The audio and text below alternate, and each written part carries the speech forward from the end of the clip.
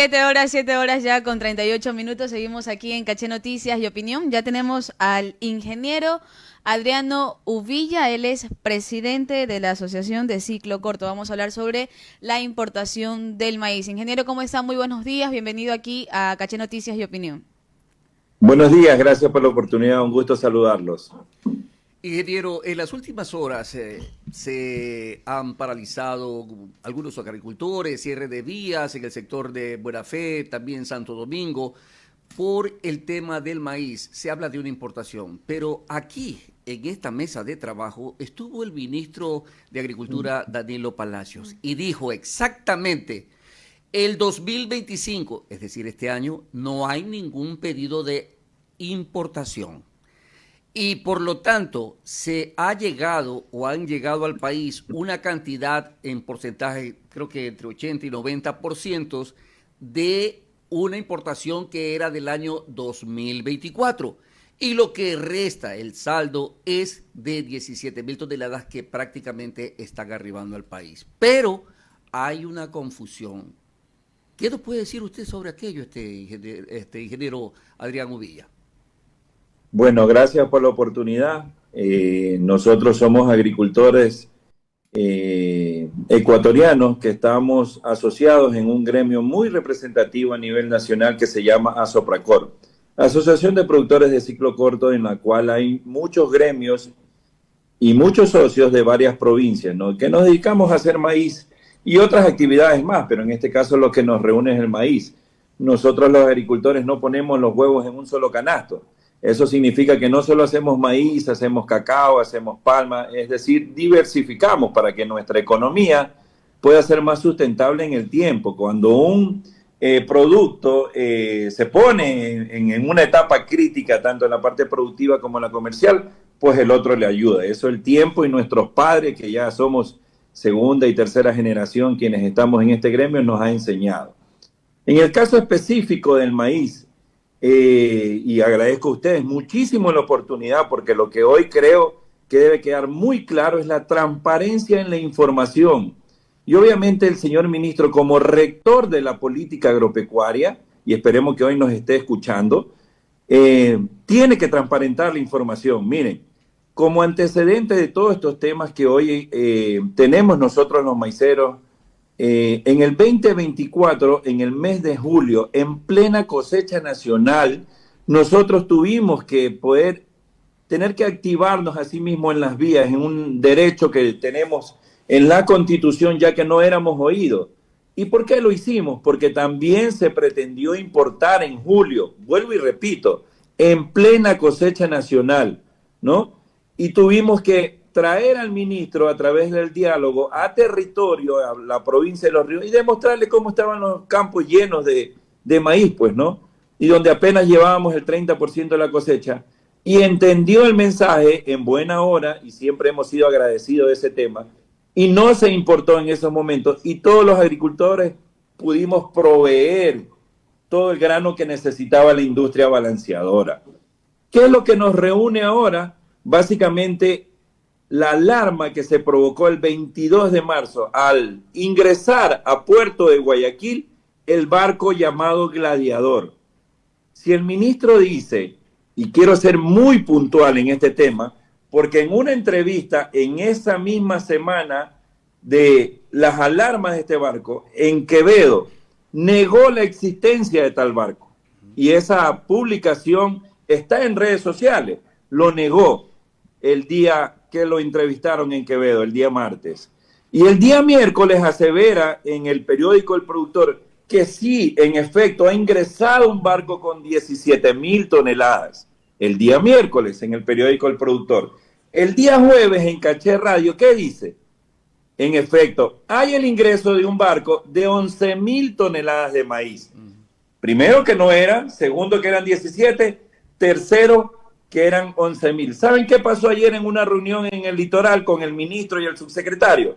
Dijo que eran 5.000 toneladas. Entonces, ¿quién está mintiendo aquí? ¿Quién tiene que transparentar la información? ¿Quién es el rector de la política agropecuaria y no conoce los datos definitivamente de este barco? Eso es lo que hoy tiene que quedar transparentado, básicamente, ¿no? Y segundo, sin las licencias que él dice que son contingente OMC, todas las licencias contingente OMC, ayer lo dijo el señor subsecretario Nelson Yepes, fueron aprobados en el mes de diciembre, 19.600 toneladas. Todos los contingentes OMC que lograron importar bajo ese régimen ya llegaron en el mes de enero. Entonces no es ninguna licencia de contingente OMC. Sin embargo, nosotros los productores ya enviamos una carta para que nos den las copias certificadas de las licencias de contingente OMC. En ese sentido, concluyo con el tema.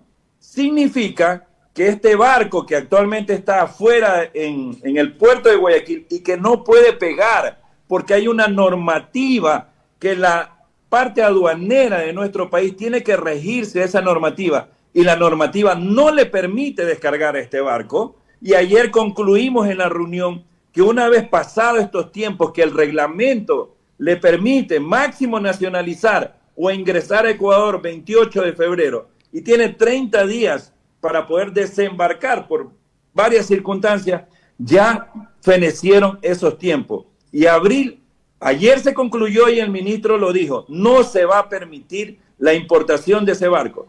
Pero no solo eso, el tema no es solo la importación y el ingreso de ese barco, el tema es quién son los importadores. Y ustedes no se lo preguntaron ese día cuando lo tuvieron ahí. ¿Quiénes son los importadores? Ayer nos enteramos, el subsecretario lo vio, no lo quería decir, pero como él tiene que elaborar un informe previo a la autorización de las licencias, informe que es aprobado por el señor ministro, no digan que no lo conocen, pues ayer se transparentó.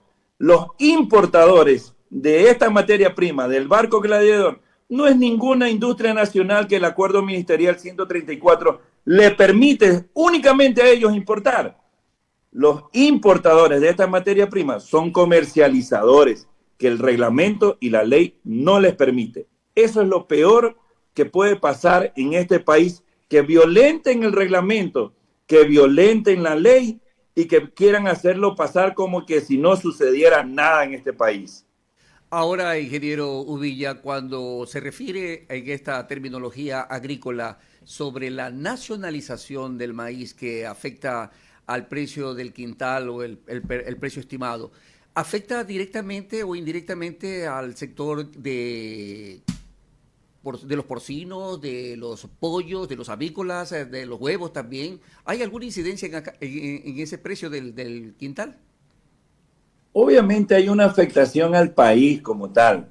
Miren, este no es más que un tema especulativo en el cual en este periodo del ministerio y en este periodo del ministro Danilo Palacio se ha dado mucha apertura a la especulación. Primero, se nos fijó un precio 16.50 que ayer en la mesa técnica incluso los avicultores reconocieron que es un precio que quiebra al agricultor y que ellos ofrecieron pagar 18 y ayer. Mire, dése cuenta, el mismo sector avicultor. Entonces, ¿qué es lo que provoca el ingreso de barcos como estos por fuera de la ley? Primero, todo un nerviosismo de las industrias como tal, que se permite a operadores que la ley no le permite importar grano, peor en esas fechas, y que se crea una especulación sobre dónde va ese maíz, hacia qué sector, a quién le van a comercializar, y qué provoca en la intermediación, que es el acopiador del 90% de la producción de los pequeños maiceros. Nuestro país, que aporta al sector maicero más de 300.000 empleos, el 85% es de pequeños agricultores de 1 a 5 hectáreas. Y ese pequeño agricultor, la normalidad de su comercialización, la naturaleza de ellos, no tienen secadora, van a través de los intermediarios. Y el intermediario que tiene su infraestructura de secado, que acopia y que luego provee a la industria, juega un papel muy importante. ¿Y qué es lo que hace el intermediario en este momento? Crea una especulación sobre un barco que ha ingresado, que no sabe a qué industria va o a qué localidad, y no quiere comprar grano.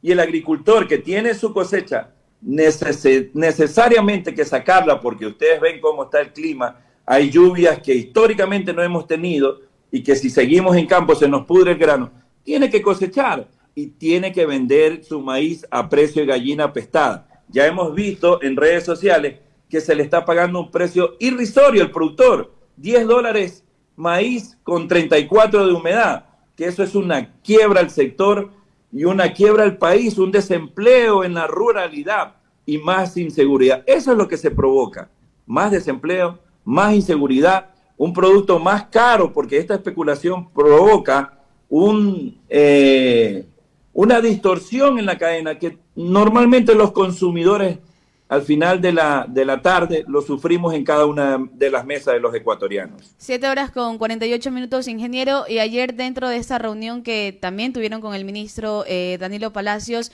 se llegó a la conclusión, o ustedes hicieron un pedido al ministro de que se aumente, creo que el número de productores que van a pertenecer al Consejo Consultivo de la Cadena del Maíz, donde ya se va a definir cuál será el precio de sustentación de este grano, ¿verdad? ¿Cuándo se va a realizar este consejo y para cuándo tendremos el nuevo precio del maíz?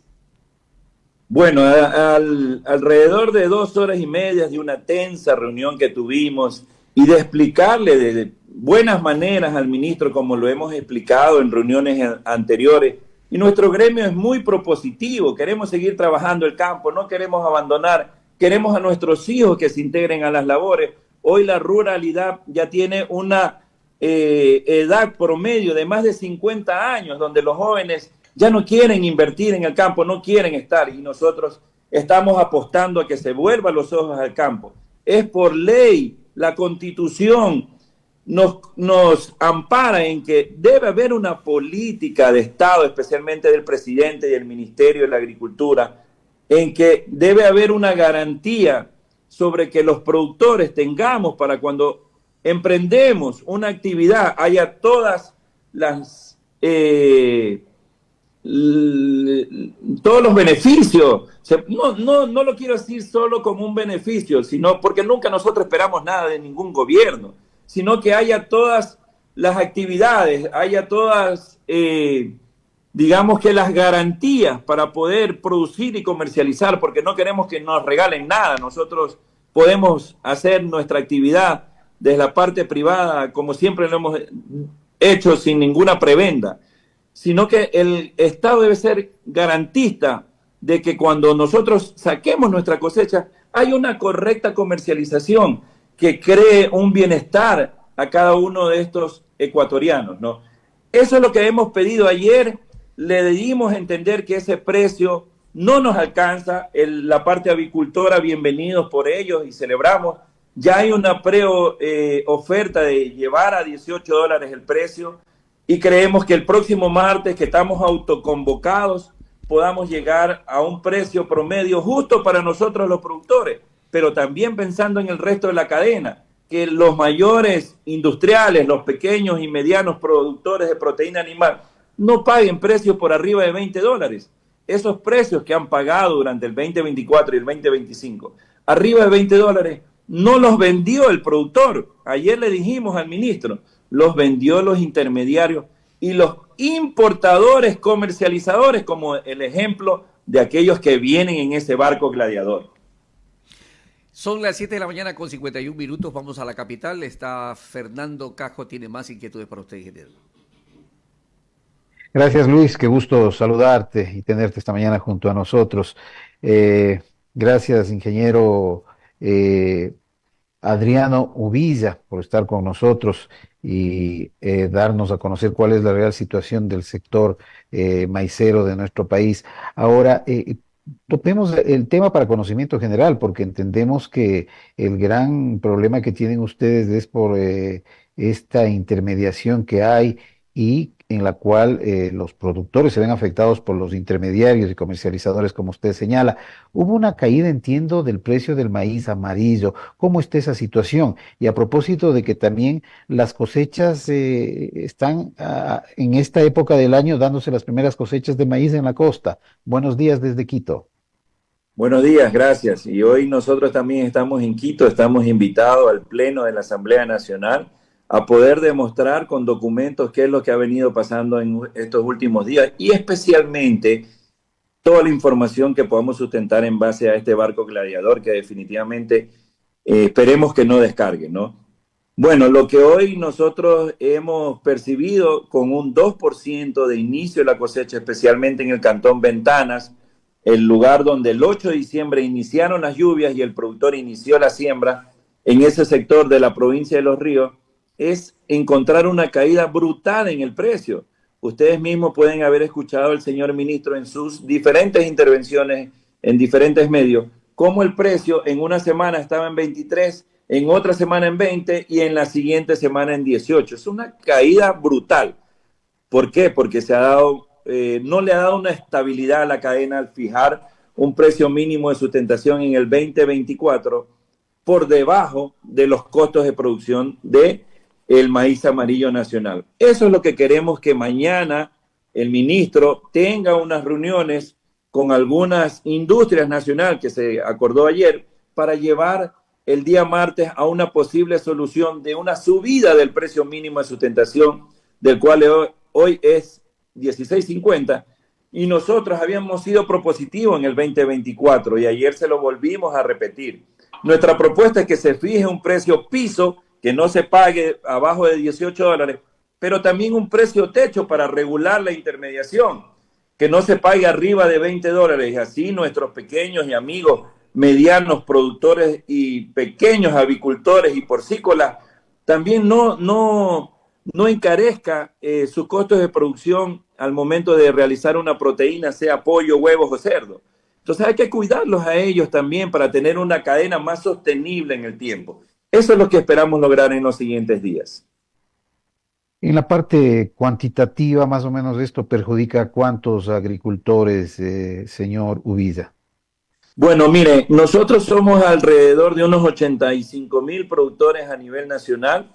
Hoy, como le digo, estamos cosechando el 2%, gradualmente, imagino esta semana debemos de cerrar un 5% de cosecha. Le repito, está lloviendo mucho más de lo normal en todo el litoral ecuatoriano y en todo el país, y eso permite que no podamos tener mucho tiempo el grano en campo. Estamos de acuerdo que podemos esperar, vamos a esperar, esperemos que el clima sea benévolo con nosotros en los próximos días, pero gradualmente iremos así creciendo porcentualmente. Yo imagino que de aquí al 15 del mes de abril ya debemos llevar un 10-12% de la cosecha nacional, y no queremos que se pague un precio irrisorio a este productor que ustedes saben que sale todas las mañanas al campo, que se esfuerza con su familia, que esto es una actividad cíclica que en muchas provincias solo se cosecha una vez por las condiciones de humedad. Loja, Esmeraldas, Guayas, solo siembran en diciembre, cosechan en abril, mayo, junio, y si no se logra un ingreso para esa familia, se pone en riesgo todo el ingreso durante todo el año. Eso es lo que queremos que se corrija prácticamente y que no se vuelva a repetir. Y una última pregunta desde Quito, ingeniero Adriano Ubiza. Estamos en una época política, sin lugar a dudas, que también puede tener incidencia estas determinaciones y, como usted anuncia, estarían a horas, a días de que se solucione este problema, que no es de ahora, ¿no? Siempre ha habido estos bemoles con los agricultores, el precio de sustentación, etcétera. ¿Cree usted que sí va a haber una salida? ¿Ve esperanzas en que se fije un precio razonable a lo que están exigiendo ustedes en el gremio de los productores en el Ecuador? Mire, esa es una muy buena pregunta y agradezco que lo haga. En algunos casos se ha tildado que esto es un tema político y nosotros no somos políticos, somos productores. El productor, usted lo ve, está dedicado a cultivar el campo desde las primeras horas de la mañana hasta el finalizar la noche. Sin embargo, lo queremos dejar claro el mensaje. Este no es un tema político, ustedes no nos ven con una bandera ni con la otra. Nosotros estamos en medio y este es un problema totalmente técnico. Aspiramos y queremos siempre aportar para que nuestro país siga adelante. Sin duda reconocemos todo lo que estamos pasando. Hoy en el campo la inseguridad es terrible. Le digo personalmente, hace un mes mi señor padre fue secuestrado y qué duro en nuestra familia pasar por esos temas, ¿no? En buena hora ya lo tenemos en casa, buen recaudo, pero eso nos limita a hacer nuestras actividades diarias. Sin embargo, no es político este tema, es un tema totalmente técnico. Ayer se lo dijimos al ministro cuando ya aperturó una nueva reunión. Le dijimos, ministro, convoque las 48 horas lo más pronto posible, porque queremos que también los actores políticos no se agarren de este tema para poder golpear al actual gobierno, ¿no? El ministro dijo que tenía agenda, que lo convocó para el próximo martes, pero bueno, lo entendimos, estamos conscientes de que los tiempos al próximo martes también son buenos hemos hablado con la parte de los productores que podamos esperar para poder seguir cosechando, avanzando, o que bajen un poco el porcentaje de arranque de esa cosecha para que no se vean afectados con los precios. Sin embargo, también hemos hablado con los intermediarios, que son parte importante y al cual lo conocemos y en muchos casos nos apoyan para ejercer la actividad productiva, y que le dimos esa seguridad que no menos de 18 les va a recibir la industria, y obviamente están dispuestos a apoyarnos. Solo hay una reacción que nosotros esperamos que sea mucho más rápida del gobierno y del ministerio para poder ya definir un precio que nos dé mayor estabilidad a la cadena, un precio justo para los productores y para el productor de proteína animal, y que así todo el consumidor de proteína de nuestro país tenga la seguridad de que va a tener el alimento en su casa de una muy buena calidad y a muy buen precio. De mi parte, ingeniero Adriano Uvilla, presidente de Asopracor, le agradecemos. Vamos a la parte final en la ciudad de Guayaquil con Kimberly y Luis. Buenos días desde Quito.